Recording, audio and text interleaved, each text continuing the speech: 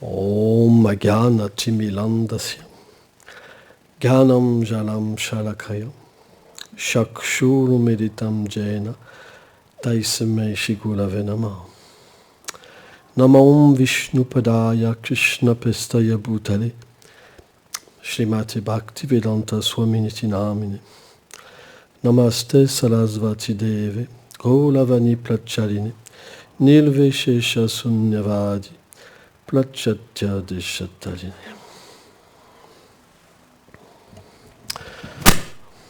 Le respect. L'importance de développer le respect. La vérité absolue, elle est cachée dans le cœur des sages. Pourquoi ? Parce que seuls les sages ont le bon respect. C'est par l'humilité qu'on peut voir la vérité.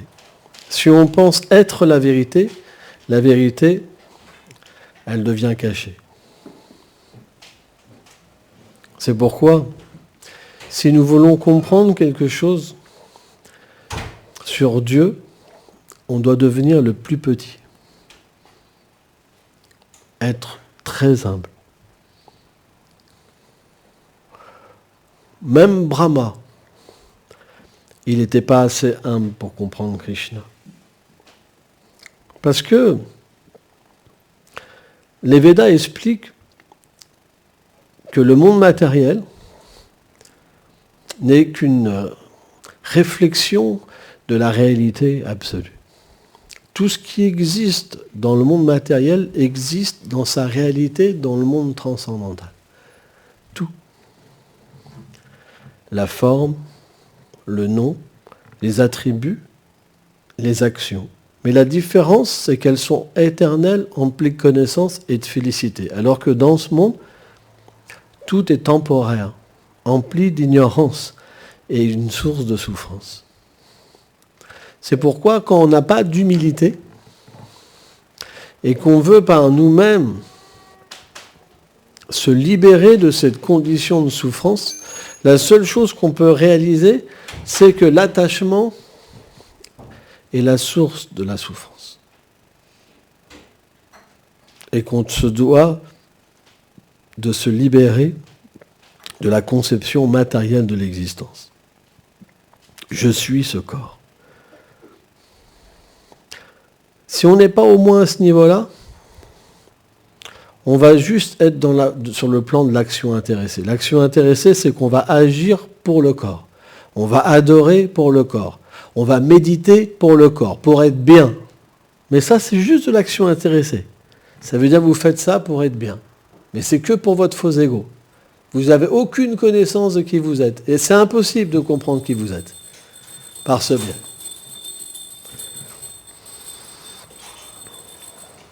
Les grands acharyas de l'Inde expliquent que vous pouvez simplement être situé un peu dans la vertu. Dans la vertu, vous pouvez avoir une petite conception de l'âme. Ça veut dire que vous pouvez goûter la félicité de l'âme.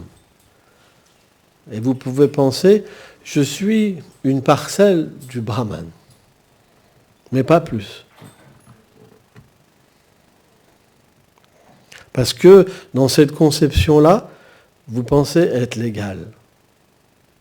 Vous ne pouvez pas être plus petit, vous voulez être l'égal. Vous voulez vous fondre dans la félicité et devenir la félicité. C'est une réalité. Par la méditation, quand on ouvre tous les chakras et qu'on peut purifier les 5 aires qui conditionnent l'âme, par la méthode du yoga, on peut entrer dans la propre félicité du soi. Même un démon peut faire ça. C'est juste un exercice mécanique. Même Hiranyakashipu, il a pu obtenir tous les pouvoirs mystiques. Ravan, les grands démons. Mais comprendre Dieu, c'est pas facile. Avoir une relation avec Dieu, c'est pas si simple. Parce qu'il faut l'humilité. Il faut une telle humilité. Il faut pleurer. et accepter qu'on se trompe à chaque instant. Accepter qu'on est dans l'ignorance. Parce qu'on est conditionné par l'énergie matérielle. Mais qui nous conditionne? Qui nous donne cette condition? Qui donne le fruit du karma? Il y a des philosophies, ils vous parlent du karma, mais ils ne savent pas qui donne le fruit du karma. Si vous dites qui donne, ça se passe comme ça. Il y en a, ils disent, leur philosophie, c'est que Dieu est une immense énergie, et que l'énergie matérielle, elle capture Dieu. Ils prennent l'exemple de la mer sur la plage. Il y a des coquillages. Quand la mer va sur la plage et que se retire, le coquillage, il capture de l'eau. Les Mayavadis pensent ça. Que vous êtes tous Dieu. Mais est-ce que vous pensez que la vérité absolue, pour qu'elle s'appelle la vérité absolue, tout doit exister par elle et pour elle? C'est la définition de la vérité absolue. Tout existe par elle et pour elle. Maya Dakshina Prakriti. Krishna a dit, c'est mon énergie matérielle, elle est sous ma domination. Comment cette énergie matérielle pourrait recouvrir le Seigneur suprême parce qu'elle est infime? Elle n'ose même pas venir devant lui. Mais qu'est-ce qu'ils font, ceux qui ont des gros faux égos énormes? On appelle ça les mudras. En Inde, les mudras. Ils pensent, je suis Dieu. Ça, c'est la plus grande illusion. Si on pense ça, c'est fini. La vérité absolue, elle reste cachée au loin. C'est pourquoi on doit approcher la vérité absolue à travers des textes authentiques, pas à travers des charlatans qui pensent qu'ils sont Dieu et qui vous font croire qu'ils sont Dieu pour quelques billets. En Inde, il y a plein de ces magiciens-là. Ils vous font apparaître de la poudre, mais par derrière, ils couchent avec des enfants. Je ne dirai pas les noms. Ils ont des grandes touffes comme ça. Ils avaient des grandes touffes comme ça. Ils couchaient avec des enfants. Et il y a des témoins. Est-ce que vous pensez que Dieu il a besoin de faire du sexe avec un enfant de 5 ou 6 ans pour le purifier? Une telle arnaque est derrière tout ça. Les vrais saints, ils savent tout ça. Ils se proclament des avatars. Mais Vyasadeva, qui est l'avatar écrivain, a décrit tous les avatars qui viendraient dans l'âge de Kali. Ils ne sont pas nommés. C'est pourquoi il faut véritablement recevoir la connaissance pour que l'ignorance soit chassée. À partir de là, on peut devenir humble. Et quand on pratique, quelque chose va se passer. Le Seigneur va vraiment se dévoiler à la personne, tel qu'il est. Or, si le Seigneur se dévoile tel qu'il est, alors ça veut dire que nous pouvons comprendre qui nous sommes, notre véritable identité, et notre place dans son monde transcendantal. C'est ce qu'on appelle la vie mukti, la libération spéciale. Pas la libération juste des souffrances matérielles et du conditionnement matériel, mais la révélation de notre identité éternelle. Ça, c'est plus difficile à avoir. Parce qu'il faut vraiment un abandon à 100%. Il faut abandonner toute l'illusion, tout le respect qu'on voudrait pour soi-même. C'est pour ça, quand le Seigneur vient, il enseigne ce respect. Si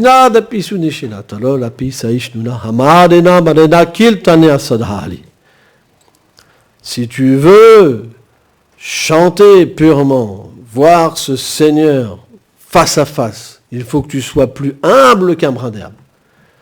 Pourquoi l'herbe?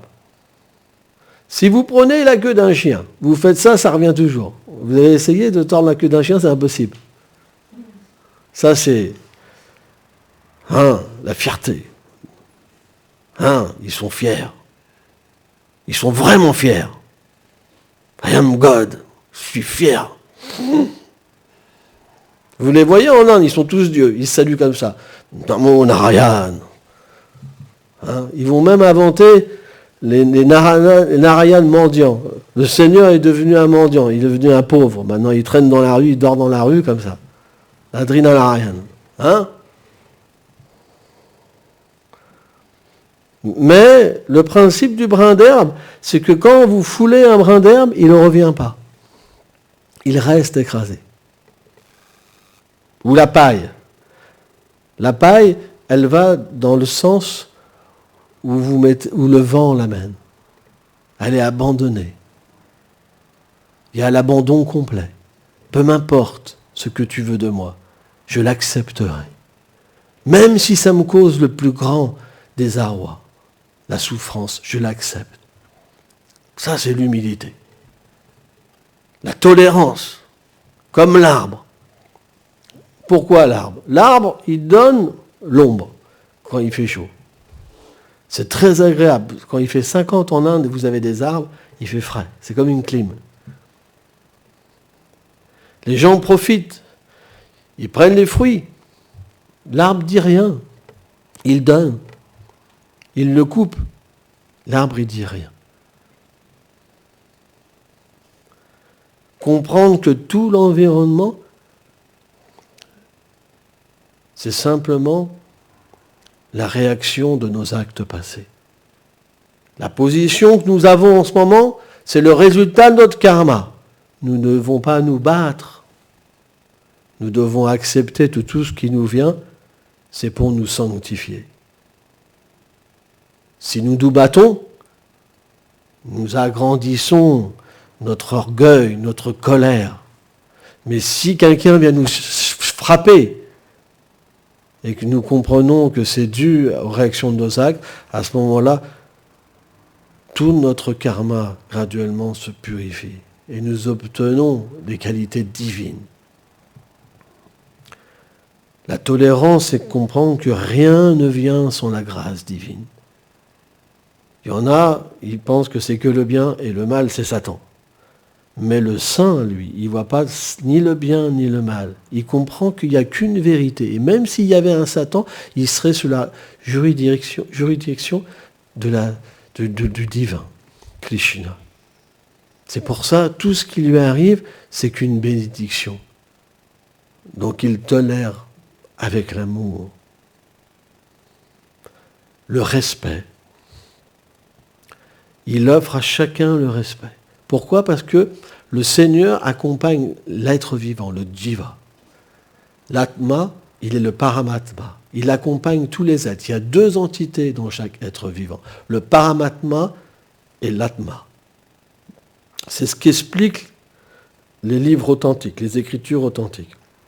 Et puisque le Seigneur est dans le cœur de chaque être, alors il offre son respect à chaque être, parce que chaque être est un temple du Seigneur suprême. C'est quelque chose qui est très important. Et il offre ce respect, naturellement, sans vouloir de respect. Or, ces trois ingrédients, l'humilité, la tolérance et le respect, permettent à une personne d'obtenir une position favorable pour s'abandonner. 6 aspects vont alors apparaître en cette personnalité. Il va accepter tout ce qui est positif pour progresser.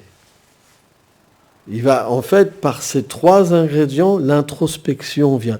Il peut comprendre ce qui est bon et ce qui n'est pas bon. Il va accepter tout pour progresser, se détacher du monde matériel et s'attacher à la vérité absolue. Il va accepter la vérité absolue comme son seul soutien, son seul protecteur. Il va s'abandonner en toute humilité. Ces 6 aspects ouvrent la voie de voir Dieu face à face, Krishna face à face. Parce que le monde de Krishna n'est fait que du Sharanagati. Le Sharanagati, c'est l'élément principal dans la demeure du Seigneur. Parce que le Seigneur réciproque avec l'amour. Bhaktyamam abhijanate. On ne peut approcher le Seigneur que par le pur amour. Le pur amour, Srila Rupa Goswami explique, il doit être désintéressé. C'est pas qu'on adore pour avoir quelque chose en retour. C'est pas qu'on adore pour avoir la libération, pour avoir les pouvoirs mystiques. En plus, on doit adorer avec des sentiments d'amour. Je t'appartiens, j'existe pour toi, que pour toi. Et avec ce sentiment, il doit être constant. Quand ce sentiment vient, itamam prapadante, et qu'on se donne, alors le Seigneur se donne complètement à son dévot. C'est pourquoi Krishna, Srila Vyasadeva, dans le Srimad Bhagavatam, explique que simplement, par la pure dévotion, on peut voir le Seigneur suprême. Ce n'est pas possible. Dans le 11e chant du Srimad Bhagavatam, Krishna, lorsqu'il parle à Uddhava, il dit « On ne peut pas me voir par la pratique du yoga, l'Astanga Yoga. On ne peut pas me voir par les rituels, par le fait d'aller visiter des lieux saints. Mais on peut me comprendre en prenant l'association de mes purs dévots. Parce que je me suis donné à eux et ils ont le pouvoir de me donner. C'est pourquoi la dévotion commence véritablement lorsque on accepte l'association avec des âmes qui sont des purs dévots. Quelle est la caractéristique du pur dévot? C'est qu'il a établi une relation avec le Seigneur suprême et qu'il est libéré de toute contamination matérielle. C'est quelque chose d'extrêmement rare. Et ça existe. Krishna, dans la Bhagavad Gita, il dit à Arjuna. Vishwanath Chakravarti Thakur révèle, il dit que la méthode que Krishna donne, c'est qu'en servant son dévot, il se révèle à l'être vivant. Mais il a fait une exception dans la Bhagavad Gita avec Arjuna, parce que Arjuna est son dévot éternel. Et il a dit à Arjuna, donc, à travers Arjuna, il parle à nous tous. Et il a expliqué que l'on doit approcher une personne qui l'a vu, qui le connaît. Et par une attitude sincère, par des questions, par un service, alors on peut obtenir cette vérité du cœur directement d'un pur dévot. Et Prahlad Maharaj, par exemple, dans le 7e chant du Bhagavatam, explique que personne n'a pu se libérer sans enduire tout son corps de la poussière des pieds pareils au lotus du pur dévot.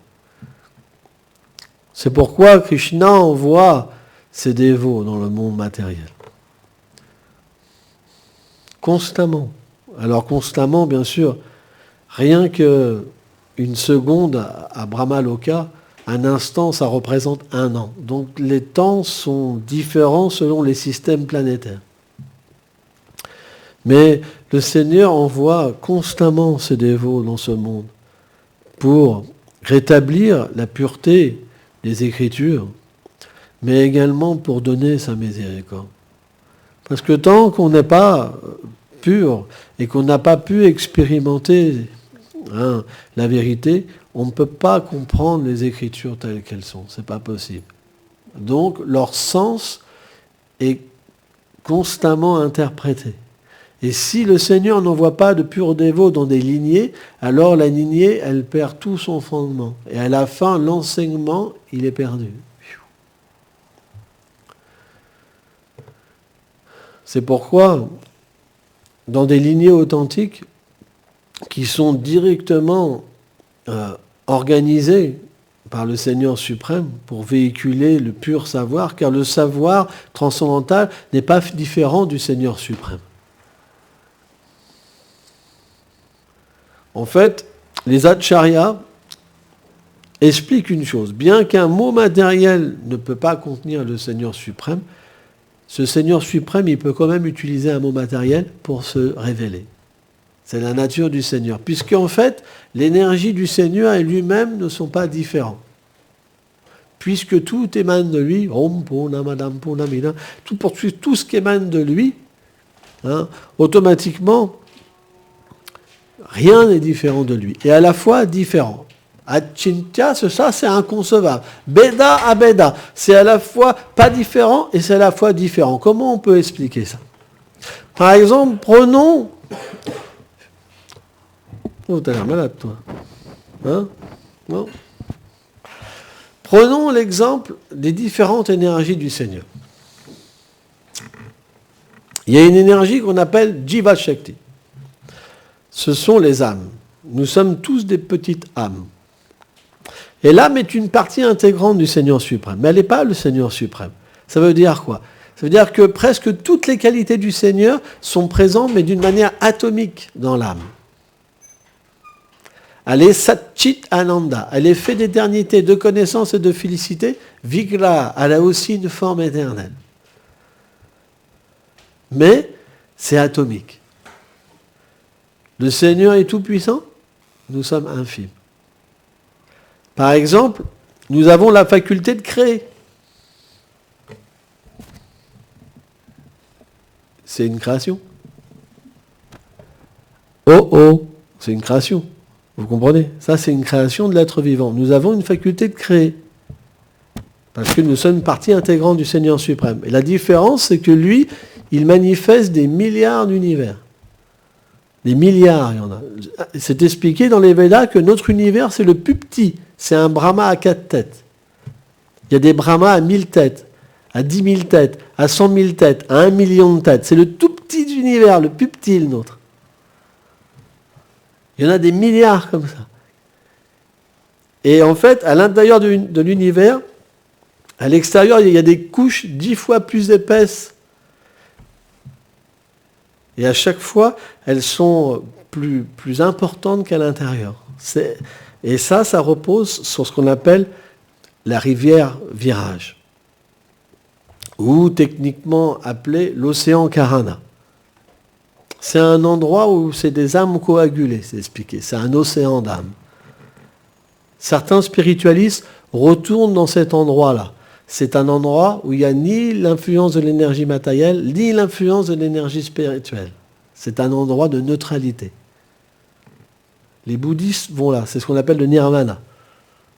Et c'est à cet endroit-là que tous les univers reposent sur l'océan Karana. Et dans cet océan, dans chaque univers, alors ça, tous ces univers-là, ils émanent d'une forme. Le Seigneur Mahavishnu, chaque univers sort d'un tout petit pore de sa peau. À chaque expiration de tous ces pores de sa peau, il y a des milliards d'univers qui sortent. Et à chaque inspiration, tout entre de nouveau en lui. Et une expiration, ça dure.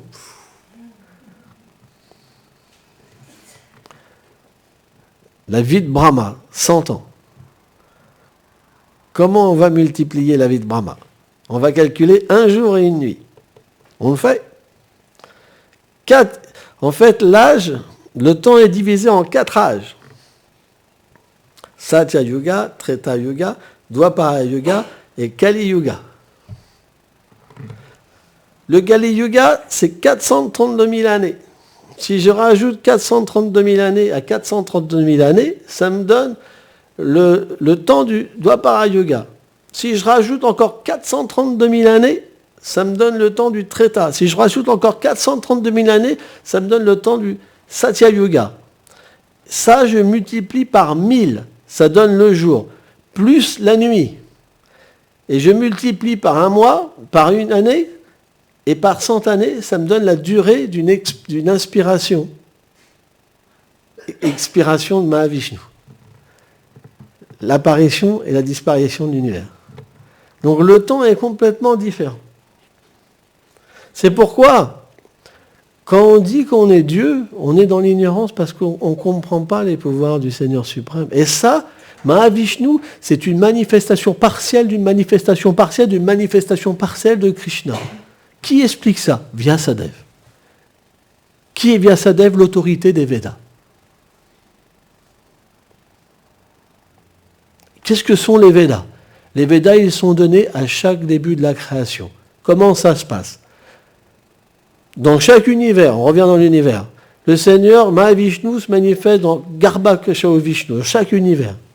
Et là, en fait, du nombril se manifeste une tige avec un lotus. Il y a les 14 systèmes planétaires qui sont dans la tige. Et sur le lotus, il y a Brahma. Et Brahma, par ses austérités, il va recevoir le Veda, la connaissance originelle. Et par cette connaissance, et par la vision qu'il va avoir du Seigneur et de son royaume, et par le pouvoir qu'il reçoit, il crée Brahma. Et ce même Brahma-là, il explique que Govinda Krishna est la personne originelle, de qui Shiva vient, de qui Mahavishnu vient, de qui lui-même vient.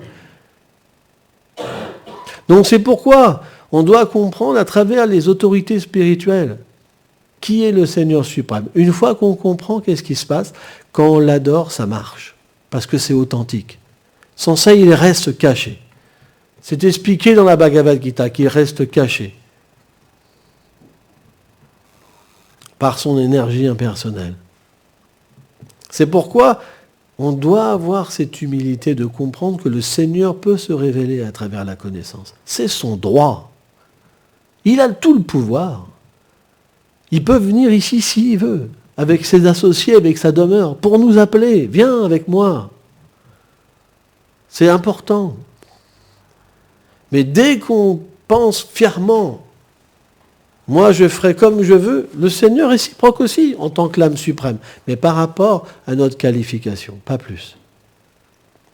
Yatamam prapadante. C'est pourquoi Krishna explique, Bahunam jamamte, après des millions de vies, ils peuvent me comprendre que je suis cette Seigneur. Après des millions de vies, on appelle ça des Gyani. Le Gyani, il veut par lui-même, par la connaissance, s'élever. Mais on ne peut pas comprendre le Seigneur par nous-mêmes. Le cerveau est trop petit. Brahma lui-même, quand il a vu Krishna, il a été dérouté. Il ne pouvait pas comprendre. Parce que Krishna, il est dans son intimité, il est chez lui. Mais Brahma a été complètement dérouté, mais complètement. Donc, c'est une histoire d'amour. Mais pourquoi il y a la connaissance? Parce que sans connaissance, notre amour, il ne peut pas être purifié et bien dirigé. C'est pourquoi il faut les deux. Il faut l'amour et la connaissance. Parce que juste l'amour, ça va avec le sentimentalisme, et la connaissance, ça va être juste le fanatisme.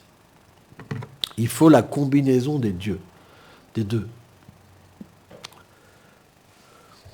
C'est pourquoi une véritable voie spirituelle, c'est une voie qui va nous faire comprendre qui nous sommes. Nous ne sommes pas le corps. Ils vont nous faire comprendre qui est le Seigneur suprême et la méthode. Or, dans cet âge, on doit chanter. Dans cet âge, le Seigneur se révèle facilement à travers son chant. Si on a la bonne attitude, on revient toujours à la bonne attitude.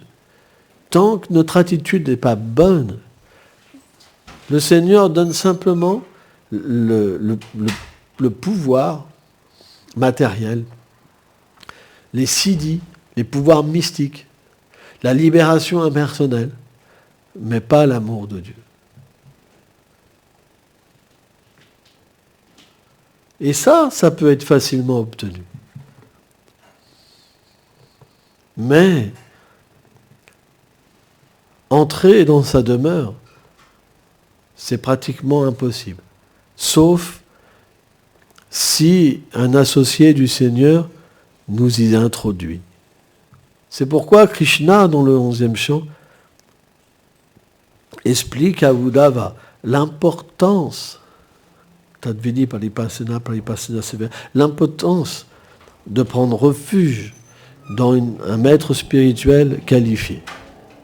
C'est super important. Parce qu'à partir de là, on obtient toutes les clés pour développer les bons sentiments et pour se qualifier, pour voir la vérité face à face. Merci beaucoup.